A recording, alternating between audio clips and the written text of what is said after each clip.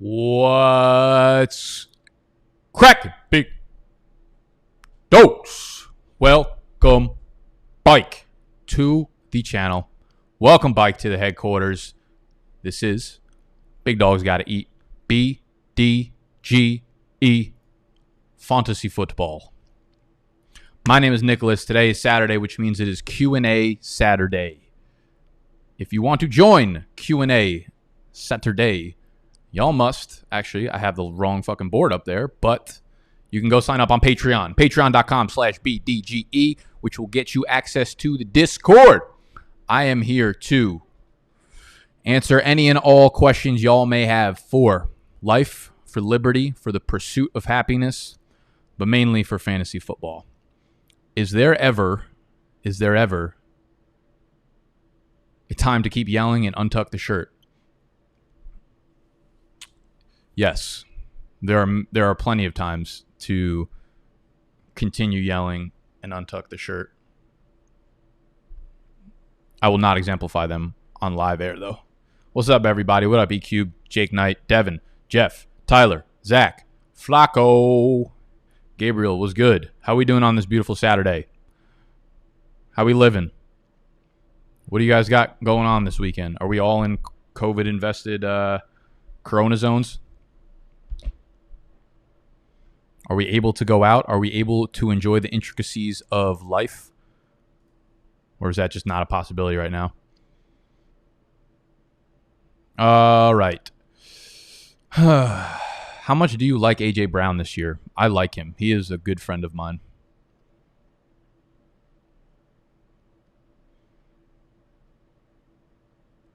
All right. Thoughts on what to do if the season ends early?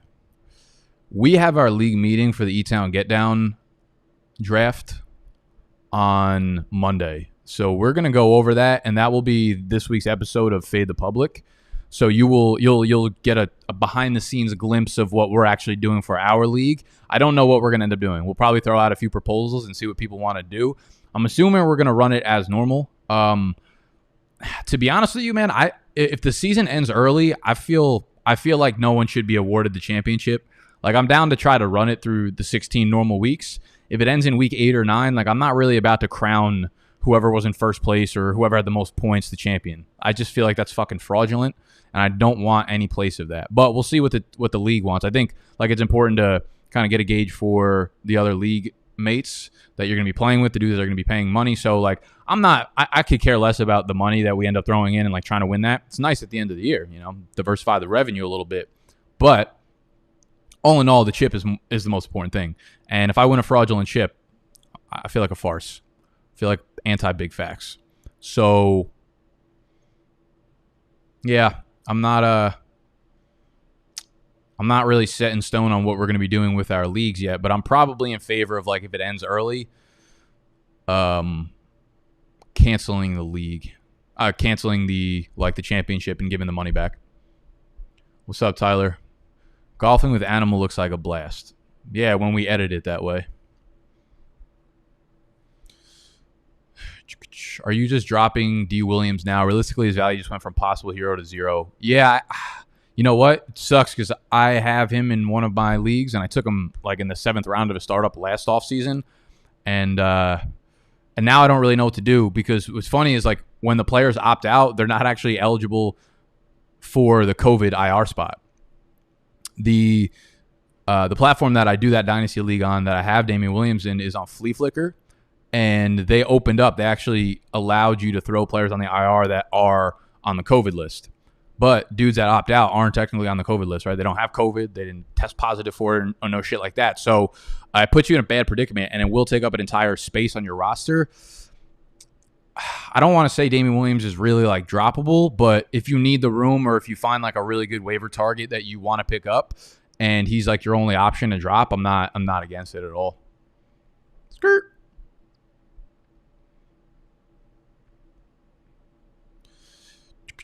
Jack Conklin impact. Yeah, I mean, it's fucking massive. Huge upgrade for Cleveland. Big downgrade for Tennessee.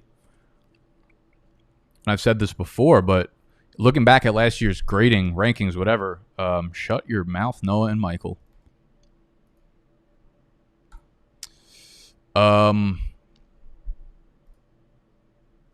They had the fourth best run blocking line in the NFL per Football Outsiders. Tennessee did. They were 32nd, dead last in pass blocking. I don't know what this move is going to mean, but I do know like the drastic shifts that we see in offensive line play year over year always happen by way of losing or gaining an offensive lineman, typically in free agency. Sometimes through the draft, but normally those guys take like a year or two to develop into players that are actual game changers. But like lines don't just get better because of fucking luck and unluck and regression and that kind of shit. Like this is the type of move that could impact an offensive line. So while I think like Derrick Henry's volume is, intact and there's no way he gets fewer than 350 touches this year, how efficient are those touches? I don't really know, man. I think there's definitely an impact to be had. I think it's a huge upgrade for Nick Chubb and Kareem Hunt back there, and especially Baker Mayfield. So yeah, definitely a big impact. Not something to be overlooked. Skirt. Hey, where the likes at? Yeah, what the fuck? We got 33 people in here, 5 likes. Grow up. Grow up. This is the way I know you've tucked your shirt in, is by hitting the thumbs up button. That's really what YouTube originally intended the thumbs up button for. They're like, okay, we need to make sure everyone's prepared for videos. As soon as you guys tuck your shirt in, hit the thumbs up button so we know to let this thing flow. That was a rumor going around. I don't know if that's actually true or not, but rookie draft. I have picks 2 and 5. Can you give me realistic expectations for Swift, Jonathan Taylor, Akers, CD, and Dobbins? I mean, that's a very loaded question. The best I could do is you look at my rankings. Like, guys, I'll put this on record from now on. I'm not going to do any questions where it's just straight up player or player. Like, all those can be answered just by looking at my rankings.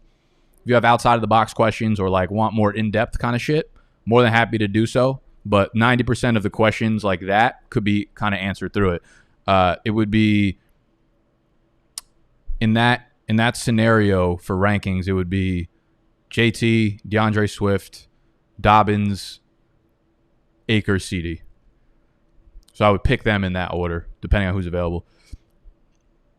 Who is more valuable in half PPR, Chris Carson or Jarvis? I like that I just rant for 45 minutes about how I'm not going to answer this, but then I'm going to answer it. Chris Carson. I have the 4th pick in a rookie draft, trading up for CEH and no-brainer. I mean, it's always going to depend on what you have to give up.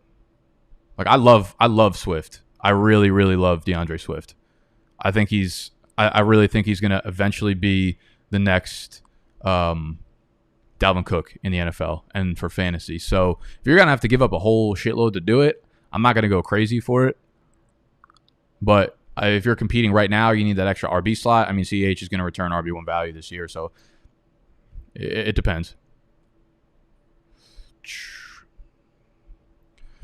Please explain what you mean by diversify the revenue. I forget what I even said in relevance to that, but I mean, it applies in all aspects of life. You want to diversify the revenue. You never want to get stuck selling one product. You never want to get stuck on one platform. You never want to get stuck investing into only one player. So we'll work backwards on that. What I mean by diversify the revenue, if you're in multiple fantasy leagues, and I'm assuming since you guys are here fucking with me in the beginning of August, you're probably big-time fantasy football players, meaning you're in multiple leagues. The baseline of this principle is understanding and acknowledging that none of us are that good at fantasy football. Like, projection-wise, we all are trash, right? At best, we'll hit on 60% of the players that we like. The other 40% are guys that we're going to either like and they're going to do terrible, or guys that we hate and we're going to fade and they're going to do great.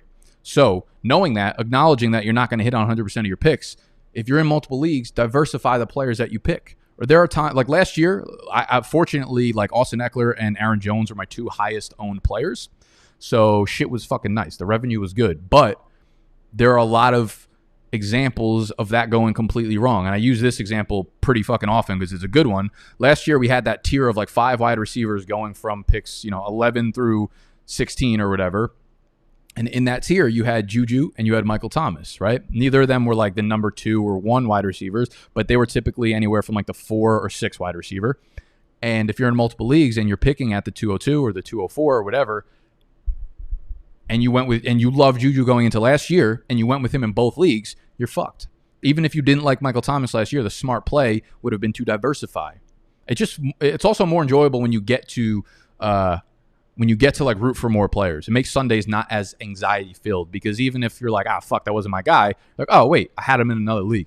So I'm telling you, the underlying principle is the fact that we're all going to get shit wrong. So get some players that you don't like in some leagues. Get some fall back from some players that you do like in other leagues, and I promise you, your teams will do a lot better that way. It makes Sundays a lot more enjoyable. Now, diversifying the platforms. This is actually a great fucking day. This is the perfect question for you to ask on this day, because last night there were reports, and I don't know when this is coming or if it's even fucking true, but Donald Trump is going to shut down TikTok in the United States. Like, most people don't give a shit, right? Like, you enjoy TikTok, but your life is not going to be changed in any certain way. But for the people over the last year that have created a following, that have created legitimate businesses, that have created an audience, their livelihood based around TikTok, they just got everything pulled from them, okay? You have to diversify the platforms. YouTube. Imagine Trump woke up tomorrow and was in a weird fucking mood, and he was like, we're taking down YouTube because they're discriminating against me. And he just put an executive power on that. My business, well, we'd be pretty fucked, to be honest with you, because this is my main platform, but you've got to diversify the revenue amongst other platforms. That's why we're building on Instagram. That's why we have an email list of over 10,000 people. That's why Twitter is over 10. Like, we want to be everywhere so that if something like craziness, this year has been filled with fucking craziness, right? Corona, fucking all this shit. Anything can happen at any point, right? So you've got to diversify what you're doing all the time, because as soon as you get lazy, as soon as you start depending on one thing, you make yourself very vulnerable. That's in business, that's in life, that's in fantasy, motherfucking football. Let's go. Let's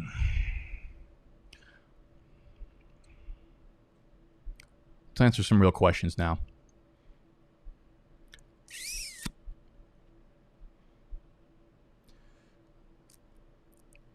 Have you thought of putting picks in your Dynasty rankings and have them be differently ranked for rebuilding and competing? That's probably above the manpower that we have at Big Dogs right now, although Mike is really fucking nice on the keyboard when it comes to like formulas and shit.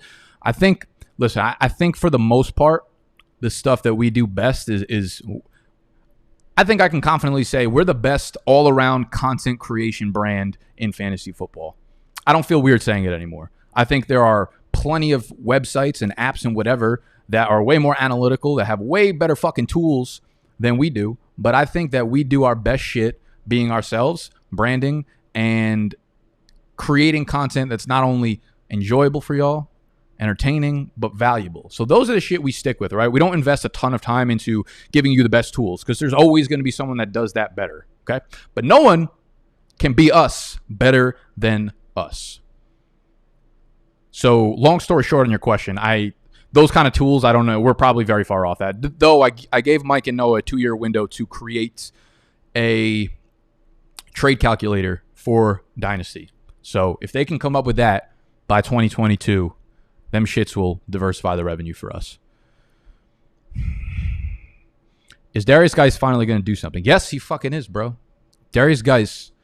The problem with Geis is I'm pretty sold on him being good to go for the year. Like I think he'll get in a good 14 games this year.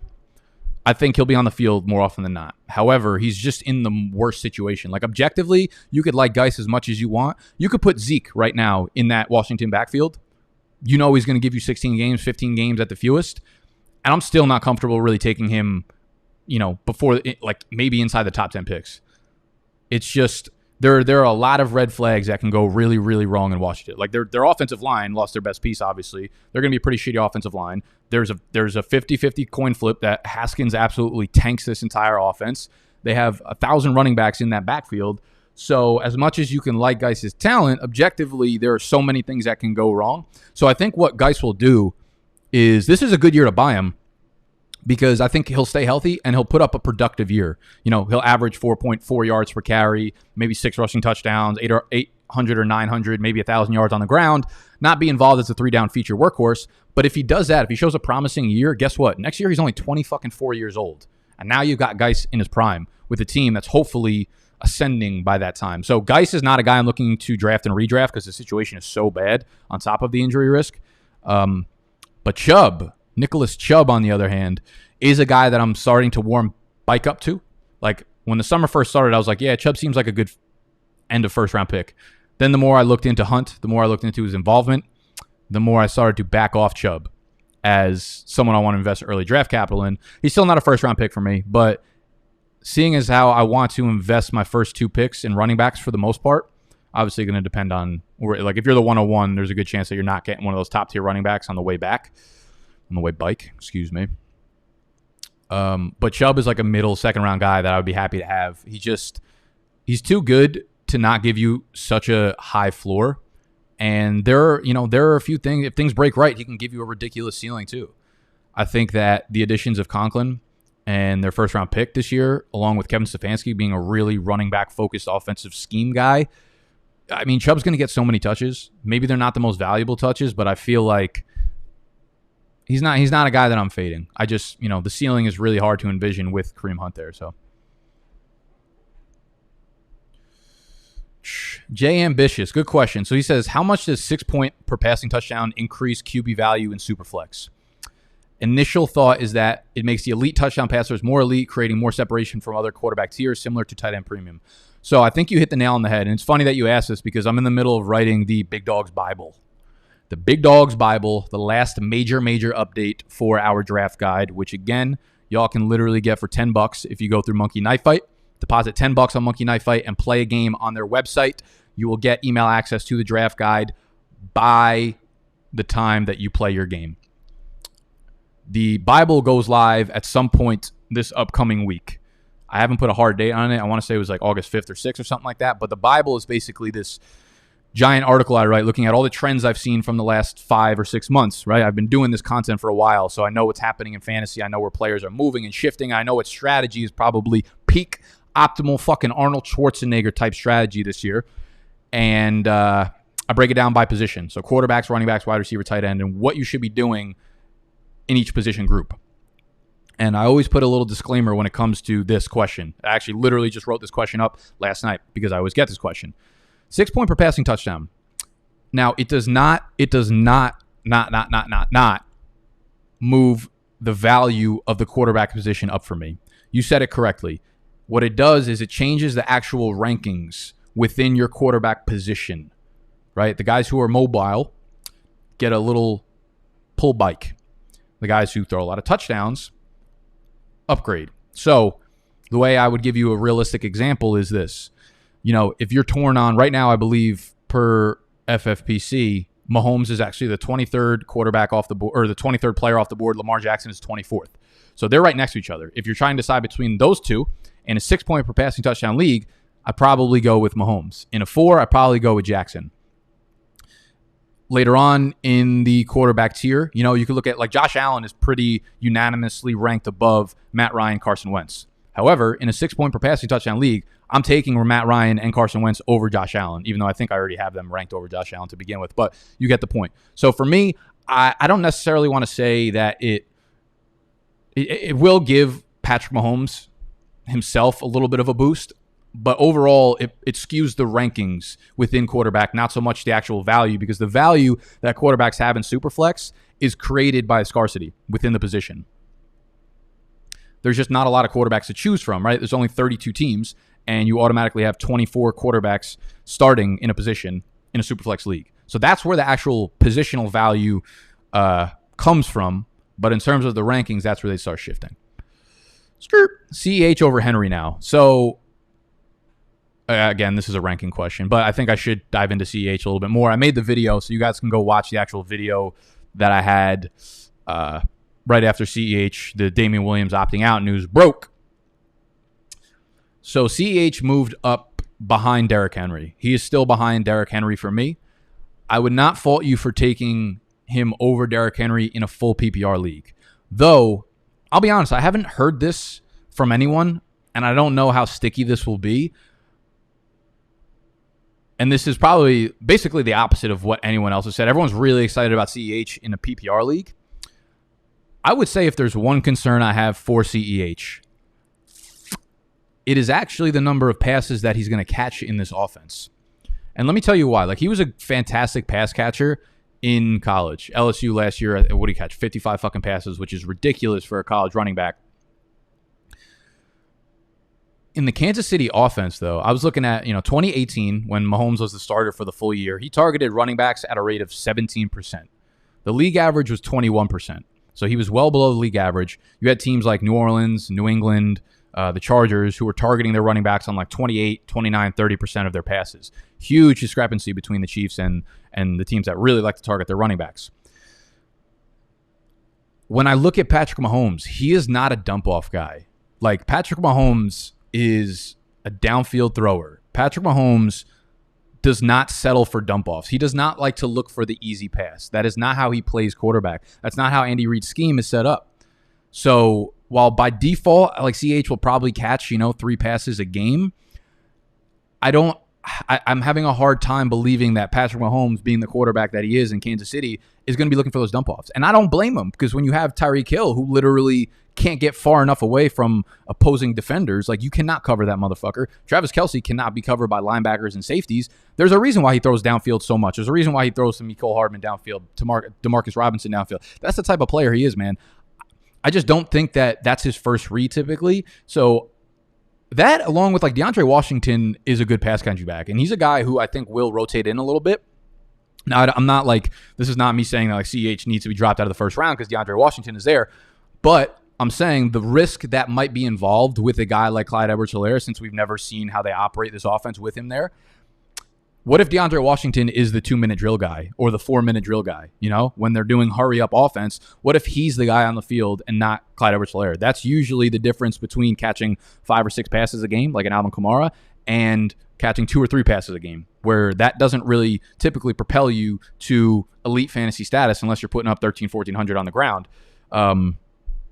The other thing, too, is like this team, the Kansas City Chiefs, are going to be fucking incredible. They're going to be scoring at will. How often does that dictate the need for the running backs to catch the ball? Like, they're not going to have garbage time. They're not going to have the last quarter of the game where they're just passing it at a 90% rate, right? So I'm just playing devil's advocate here.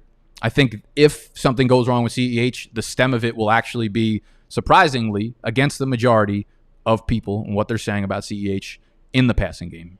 I still think he's probably good for like 10 or 11 rushing touchdowns, but needed to get that off my chest, all right? Needed to make that official, needed to get that on the record, so then when that happens and people are like, wow, we never could have seen this coming. Nick told me to draft him 6th.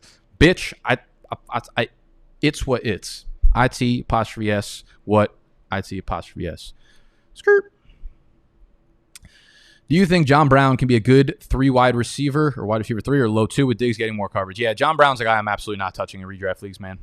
It's just absolutely nothing. Like, he was fine last year, but I don't want to pretend like he was fucking amazing for fantasy. Like, he was someone that you were okay with rolling out as your wide receiver 3, and now you add an actual alpha to the offense that's run first and with an inaccurate quarterback. Like, do yourself a favor and don't draft John Brown.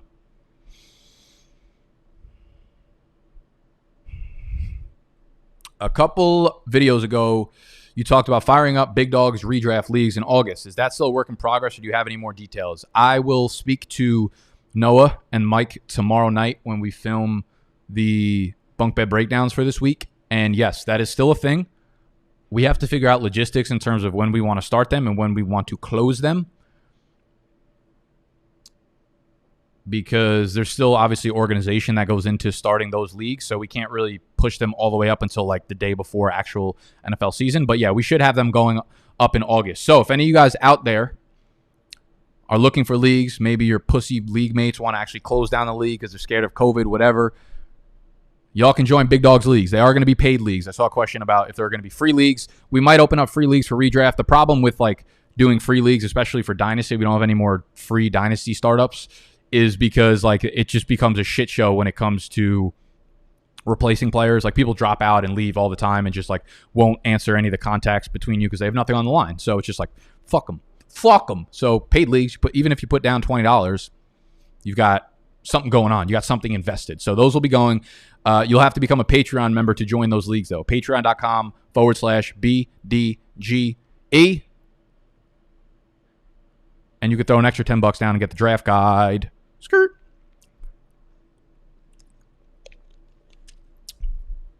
All right. What pick do you think Cam is worth in a Superflex tight end premium dynasty league? This is such a tough question.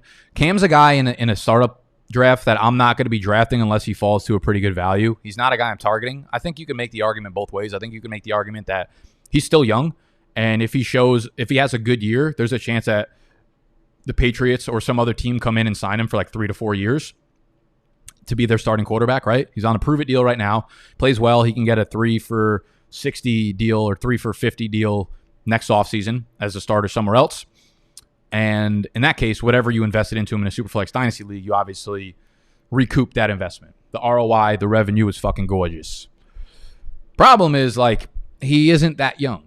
Things could go poorly. He's got a long injury history, and I tend not to draft risky quarterbacks in Superflex leagues because you don't have the luxury of the waiver wire. Not in Superflex leagues. You're not going to find quarterbacks on the waiver wire ever. So, again, depending on where his ADP is, and the ADP actually just dropped. New Dynasty ADP from July's Big Dog Startups, all paid leagues, so legit ADP, dropped in the draft guide this morning. Just another reason for y'all to cop that shit. Let me check for you guys actually right now where Cam went. I don't remember when he signed. Was it in June? I hope it was in June, because otherwise this ADP will be kind of skewed. It'll be like halfway through when he signed. Dynasty ADP data, July 2020. Let's go. What was your league setting again? Let me look it up, because we got 4 different league types for ADP. We have Superflex, tight end premium, non-tight end, half PPR, full PPR. So we got Superflex, tight end premium. All right, you didn't give a half or full, so we're just going to go with half. Tight end premium. Where's Cam? Cam Newton. Cam's going 71st overall. Quarterback 21. That is the second to last pick of round 6. Still, I don't hate it. I think maybe that's around where he should be targeted if you want him. I probably don't feel comfortable until he falls into the 7th round. I just think there are like 6 people going in the 6th round right now of startups for Superflex. Guys like Cooper Kupp, Sam Darnold, Jerry Jeudy, Melvin Gordon. Like I would take Darnold, who's got 10 years, not 10 years, but like 7 or 8 years on Cam. And Cam's a guy that's just too risky for me to actually grab him at value. I'd rather wait. If I miss him, whatever. If I get him, then that's cool. I got him for value.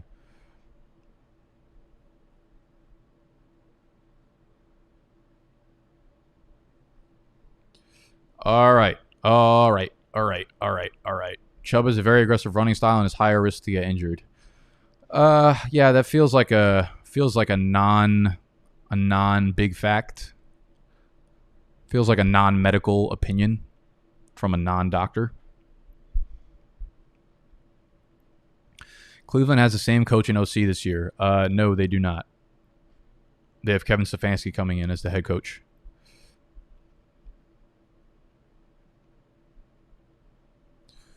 Max the Animal is a farce. Max the Animal is a farce. Max the Animal is a farce. Love that.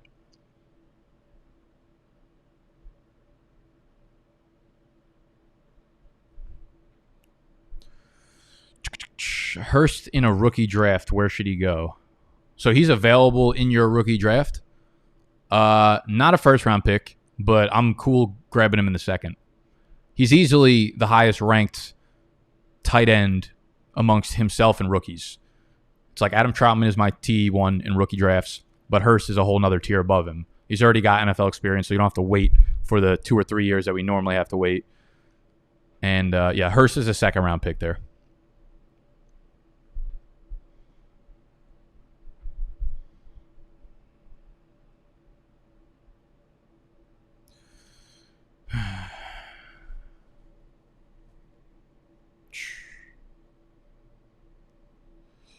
All right. Can confirm non-big fact. Chris Carson would be the physical style of runner that gets hurt. This is real life proven facts. Facts. Say Max smokes mids on the show. Max smokes mids on the show. It's a fact. I need you to tell me to do that.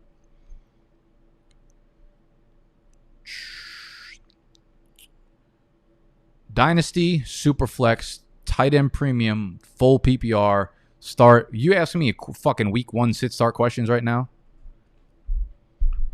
I take that with a fucking hint of personal disrespect. So watch your mouth.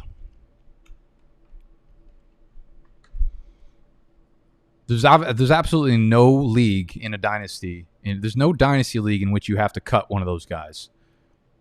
And if you're in a dynasty league where you need to cut one of those guys, then you need to leave that dynasty league unless the commissioner opens up 10 more bench spots.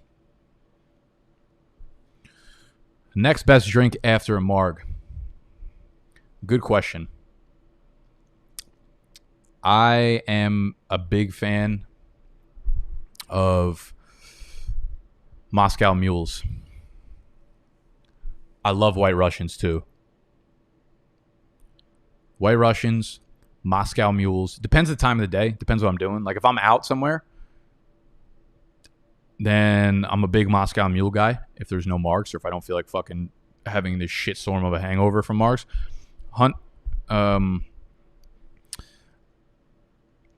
So yeah, Moscow Mule, White Russian.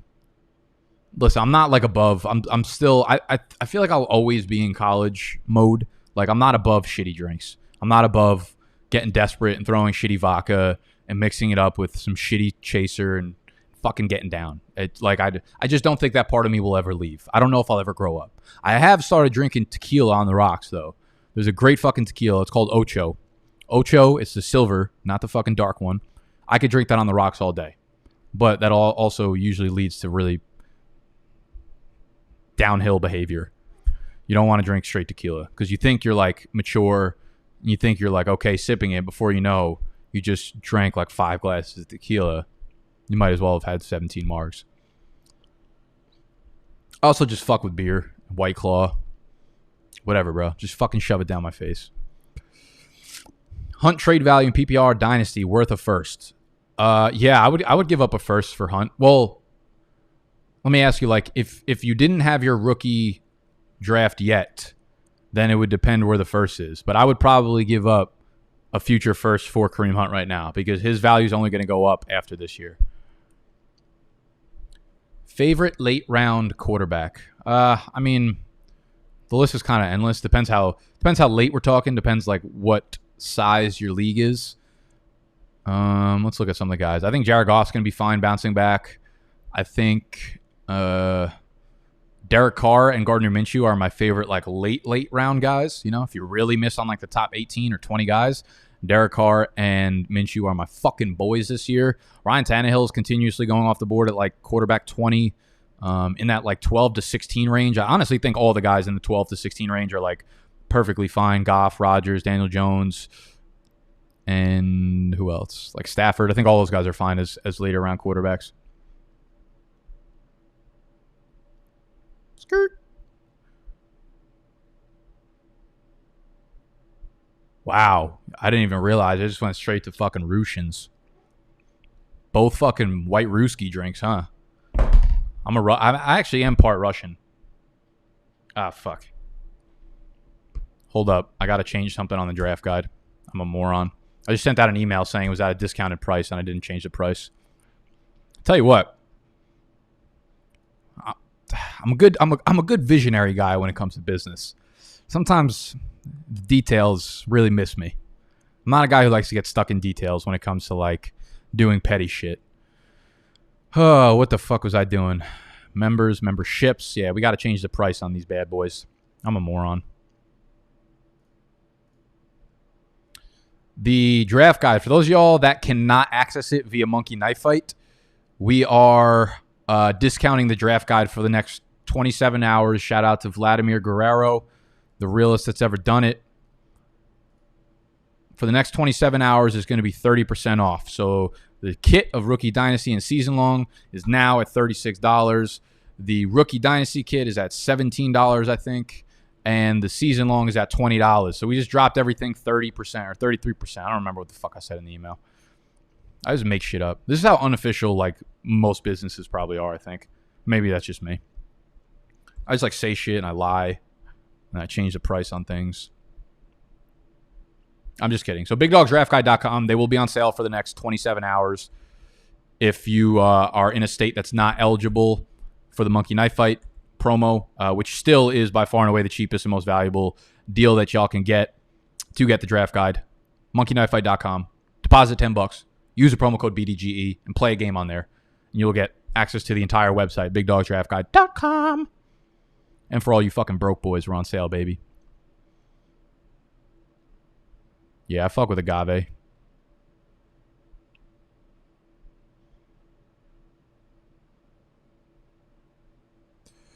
What tips, tools, tricks do you use to quickly evaluate a trade offer? I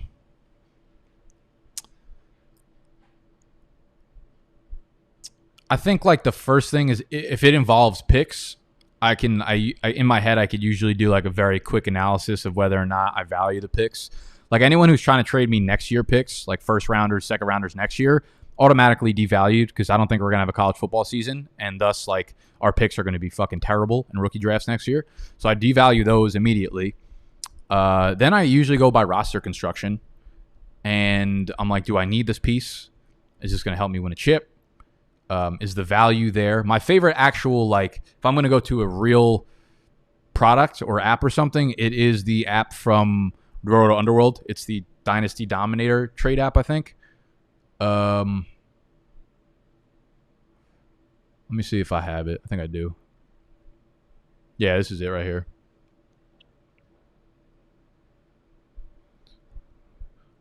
This is my favorite trade app. I think it's like $4.99 on the iTunes store or whatever fucking stores he has it available on. This is a very good trade calculator. It's got like different setups like Superflex and tight end premium and half PPR or whatever. So that's my favorite one to go to. If I'm too lazy to really think about shit and I put it in there and it's just like the numbers are way off, I'll just be like, okay, this is a shit trade. But for the most part, I mean, I've been playing for long enough that I could usually do my own dirty work. Tips for freshman year of college. Woo! Boy, how much fucking time do you got? Man, tips for freshman year of college. Freshman year of college is an absolute ball. Like, have as much fun as you possibly can. Be as dumb as you possibly can within a reasonable range of the law. Don't become a fucking drug addict. But enjoy drinking and, you know, experiment with things completely. Don't be afraid to shoot your shot with any girl that walks by that you're into. On an educational level, it's not nerdy to enjoy fucking academic things. Like this, listen, you got 4 years to really figure out what it is you love in college for the rest of your life. Like most kids let the 4 years pass them by. Like they let the 4 years happen to them instead of like dominating those 4 years. You know, college, I don't want to say college is a vacation because it shouldn't be, but it should be about figuring out like what it is you actually enjoy and then working towards that. You know, like really keep your mind open to things. Like understand that after college, like you're eventually going to get fucking old. You're eventually going to grow up and you're eventually going to have to work a full-time job or pursue things that you're interested in. So use that time to build a foundation for who you are as a person and what you're interested in. If there's something that catches your attention, you know, and you find yourself fucking up at night on the computer researching it all the time, like that's the direction you need to be going in. And understand that those 4 years are going to be the best years for doing so because you don't have a lot of responsibility other than like just going to classes and shit. But if you figure out what it is that you enjoy early on, the class shit really can take a backseat to that. I'll be 100% like I finished college. I didn't have this going on when I was in school, but if I was at this point right now and I was like in my junior year of college, I 100% would have dropped out. There's no doubt in my mind. I'm not condoning dropping out, but if you have something that you're extremely focused on and you know that's going to be what your life is wrapped around and it makes sense for you financially, just keep your mind open to these things. understand that like these 4 years are about trying to figure who you are out as a person. You know, like you go into college, they throw you into a bubble with 5,000 other people. With 5,000 other people that also have no idea what the fuck they're doing. Don't worry about what other people think. Like, I'm telling you, being smart and being intelligent is the single most attractive thing in the fucking world once you are over 25. Being passionate, being excited about something, and being intelligent is literally like the only thing I look for in people nowadays. I promise you. So you're going to get out of those 4 years of college and wish that you had focused on something that you actually enjoyed doing. So don't be afraid to chase that shit. Also, yes, wrap it up. No matter how clean she looks, no matter how good it feels without it wrapped, no matter how bad she begs you to hit the walls raw, don't do it. The last thing you need is a fucking baby mama in college. There goes your fucking fantasy football research. I'm actually going to leave y'all on that because that's about all the energy and that's about all the advice I can give to you youngins out there. And we're about, what are we, 30? I usually like to go 45 minutes or so. 41 minutes. Jesus, Rich. Jesus, pretty Richie.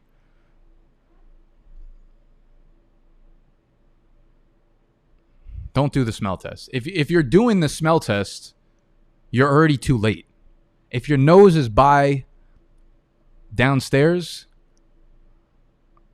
you're fucked. You're fucked, Rich. Jesus Christ. I need to leave after Pretty Richie's last comment. I love you guys. Thank you for tuning in for today. If you enjoyed the video, please make sure you hit that thumbs up button. Y'all can always, throw more questions into the Discord. We got a community of mainly like 4 fucking people yelling back and forth at each other. But nonetheless, someone will answer your question in there. If you want to jump into the live stream with me live next Saturday, make sure you sign up at patreon.com/BDGE. And cop the draft guide. Otherwise, I'll pass away. Until Monday.